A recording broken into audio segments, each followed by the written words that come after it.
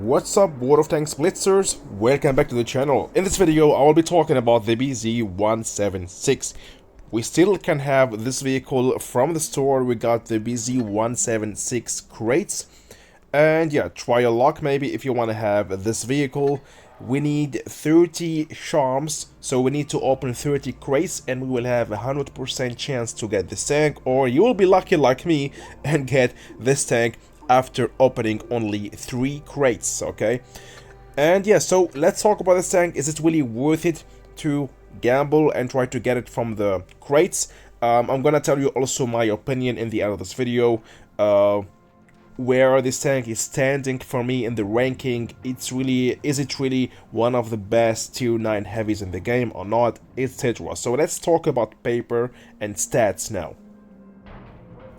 So this vehicle got a very big derp gun. We can see there we got 560 damage per shot, and after each shot we have 8 seconds of reload time, then we can fire another shot, and then we have to wait a very long, nearly 24 seconds to reload the magazine again, okay? So it's really, this tank, because of this mechanism, because of this reload time, because of this magazine, we got really a very tricky gameplay, especially because also of the 8 seconds of intra-clip reload time. I don't think that there is any tank in this game with this kind of gun, okay? So it's a complete new playstyle playing with this tank. The armor is not bad. We can block some damage with it. We have an average speed and average rotation for a heavy tank, as we can see there. Nothing special. It's not kind of fast heavy tank. It's just normal average all in all. 2100 hit points, and yeah, and this tank is absolutely not a hold on vehicle, because we got here 6 degrees of depression. And yeah, I'm gonna show you later also the armor profile of this tank, where are the weak spots, where are the good spots, or which we can rely on and block some damage with them. To the equipment we have here, I'm using the Pekin raw stock. With that we will have more DPM, better view range, and 1 second faster reload time. Of course, I'm gonna go for the improved fuel, and I'm going for the improved gunpowder to have plus 35% shell velocity, and we will need that because this tank don't have really the best gun dispersion. 0.351. It's really a very bad gun dispersion actually. That's why I'm going also for the enhanced gun range drive. I'm not using the supercharger because I'm using anyway that consumable.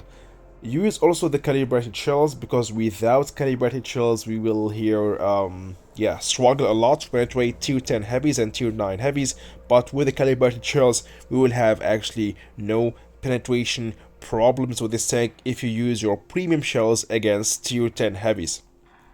Just to maximize my armor, use the enhanced armor, and with that you will have a higher chance to block some damage with this tank. We don't have really the best armor ever compared to other tier 9 vehicles, like the dominating Object 752 for example, which is on stats still the best tier 9 heavy in the game, but the armor is okay. We can block some damage with it, but it's not really, let's say, we are really not invincible with this armor. Let's say it like that.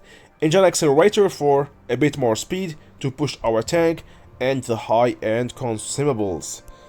Alright, so far so good. Actually, that's all about what we need to talk about this tank on stats on paper. I'm using here 2 repair kits and also the engine power boost. Actually, we don't need to go for this one for the high-end consumables, but better go for consumable delivery system, because we got here no adrenaline and nothing that should last for long, but better to go for that, and with that we can use our consumables much more often. Another good thing about this tank is the shell caliber. We got here 160 millimeter, okay, and that's really pretty big, pretty huge for a tier 9 heavy tank. For example, the Kampfpanzer 70 if I'm not mistaken, got only 150. And we know it all, the Kampfpanzer 70 is one of the derpiest tier 9 heavy tanks in this game. We got here 150 or 160, 152. And with the BZ-176, we got here 160. And that's really pretty insane for a tier 9 vehicle. We have with that, yeah, a high chance to destroy some ammo racks with this tank, especially if you use, of course, this gunpowder to maximize your shell velocity and then just fire. I destroyed already playing with this tank 2 enemy ammo racks, and we can just feel it straight. We can destroy a lot of ammo racks with this tank thanks to this big caliber. And now to the armor of the tank. So I'm not going to lie to you guys, we can see it here, it's so clear. Well, we have really big weak spots here on the armor of this tank. So to the right, to the left of the gun, the lower plate is easy to penetrate. For the WZ-113, a tier 10 Chinese heavy tank without even using premium shells. With or without enhanced armor doesn't make a huge difference. And now let's have a look at our armor against, yeah, a German tier 9 heavy tank. Let's take the E75 and it's all the same. We are not even using premium shells and not calibrated shells, and already everyone can penetrate our armor. So that's the biggest problem about this tank. It's fun to play. We got a high alpha damage, a big caliber, we can destroy some ammo racks, but in point of being effective, in point of blocking damage as a heavy tank, it's not the case for this tank. And that's why if I play with this tank, I just prefer to go to medium side, because I know there, if I go medium side, I have at least more chance to block damage. If of course my team go also medium side, we can see it here, we have a chance to block more damage. Of course, if a medium tank use premium shells, we are again easy to penetrate, even a tier 9 medium tank. Going hull down will not help us a lot. We got anyway only 6 degrees, and going hull down 6 degrees like this, our weak spots here are still easy to penetrate for actually any tank. So that will of course force us to play very sneaky, very careful, not aggressive. We can't go and push front line with this tank, we have to play it second line, etc. So it's not a front line heavy tank, it's not made to push and block damage like, I don't know, a Maus or a Kranwagen or a 6CTP. It's not the case, we can see it here. Yeah, we need to play with this tank very careful. So it's absolutely not beginner friendly, so we need really to adapt to the whole play style, because we have two problems. The combination is a big problem. We got a gun with a very long reload time, 24 seconds, and between every shell we got 8 seconds. We got 2 shells in the magazine. That's already will confuse a lot of beginner players. And the second thing is the armor, as we can see here. So this tank requires a lot of skills, and we need really to know how to play with this vehicle, and that's what I'm going to show you here. I got 2 nice battle replays, one played by me and one played by LS, and I think a mastery badge. So let's watch and learn. So this is our first battle I got for you, played by LS, and he's going for the first shot and blocking also one shot. 700 damage here, as we can see. So on paper it's 560, but we can, trust me, we can always really deal more than 560 damage per shot. Using HE shell, for example, on a Muffin Trigger, we can go up to 800, 900 damage with a single shot, and that's really a lot of damage.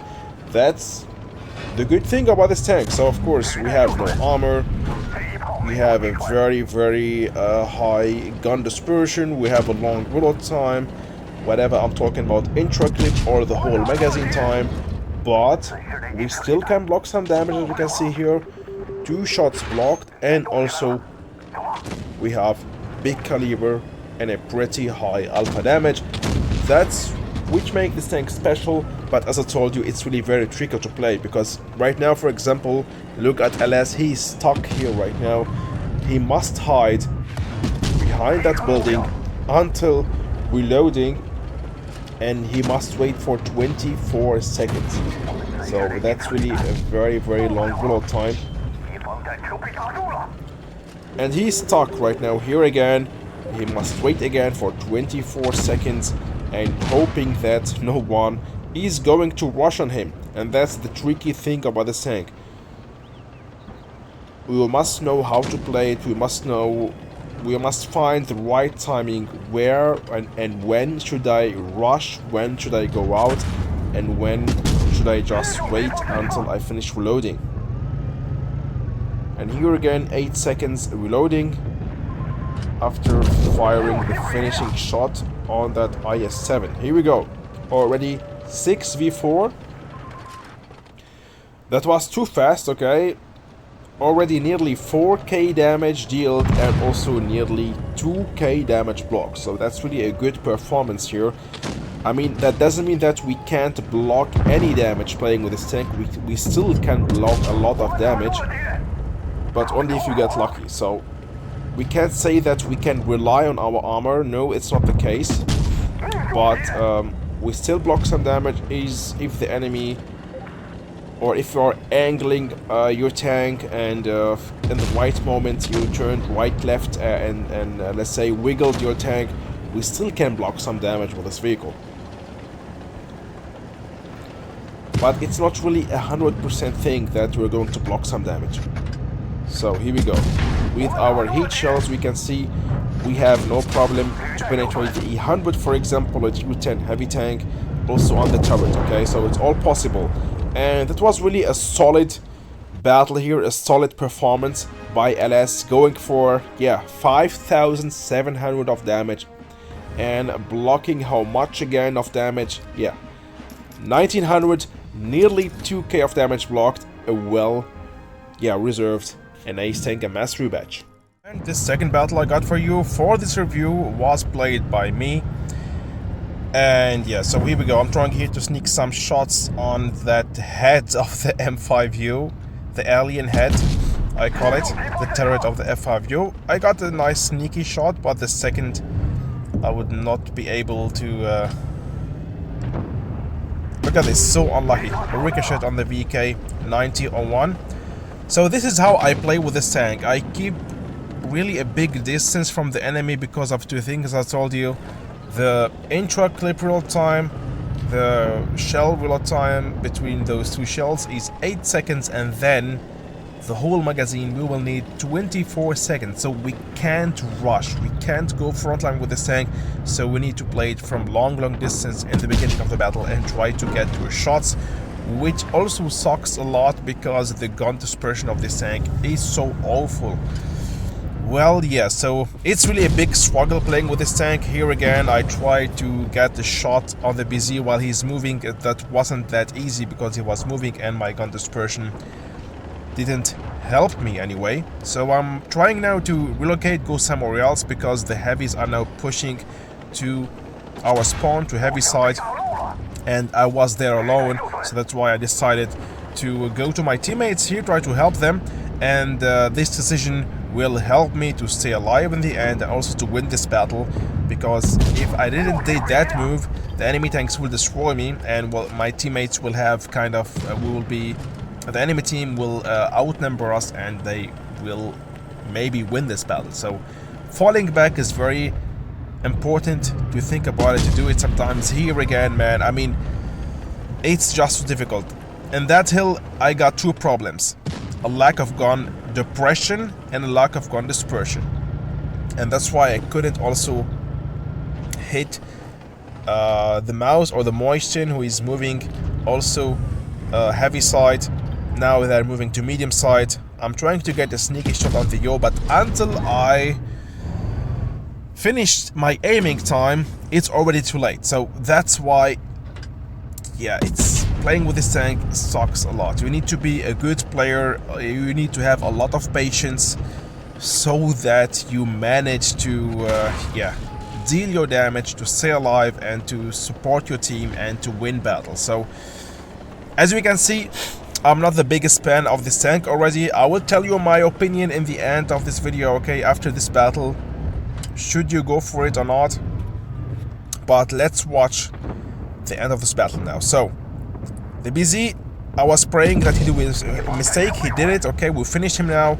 2 enemy tanks destroyed already. So now we are 4v3. That was very important, as I told you, to fall back in the beginning of the battle so that I can stay alive. And yeah, I finished now 2 tanks already. So that was very, very important to stay alive. And now I'm gonna do another shot on the Grill 15. I don't want to get spotted because his plan is, of course, to rush on the car of 45T. I will try to hide here and then surprise him. But he will see me anyway. And I thought, okay, if I get spotted, I can take a shot. Okay, I was lucky here and I wasn't destroyed, so that I can here finish him. And with that, going for 2300 of damage. I tried to hit the Moisten, but I struggle a lot because I'm gun dispersion, because I'm too slow, so that in the end the CS63 and the Carro 45T will finish the Moisten alone. So I will struggle a lot to hit him because of my gun dispersion from distance.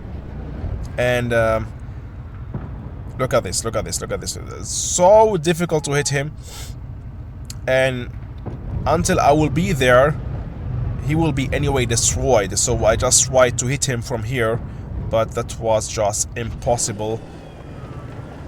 So that I'm gonna skip this part here of the battle. It's anyway done, the battle. And yeah, so that was, yeah, my tank, my gameplay with this tank, with the BZ-176. I got 2nd class mastery badge, 140 damage blocked, 2300 damage dealt, and I got praised twice by my teammates. Thanks for that. So what should I say? I mean, it's fun to play. I mean, this high caliber gun, this high alpha damage will give you sometimes the chance to destroy some ammo racks. But all in all, in my opinion, this tank is really not that effective. I just got lucky and I got it from opening crates at the 3rd crate. I wouldn't go all risk and try to get it opening 30 crates, getting 30 charms to get it, because I was already sure that this tank is not that OP. And this tank is really not a rival for the Object 752, for example, okay? For, I don't know, the Kampfpanzer 50, and I mean 70. There is a lot of, for example, the Emil 2. This tank is spennable. Anyone will pen you nearly. Only if they do a mistake and hit and miss the weak spot. But if you stay like that, whatever, on high ground, if you try to go hull down, or if you are on flat ground, anyone will pen you anyway. Anyone will pen your turret, anyone will pay your hull and your lower plate. So that's why first the big no to go for this tank. The biggest no.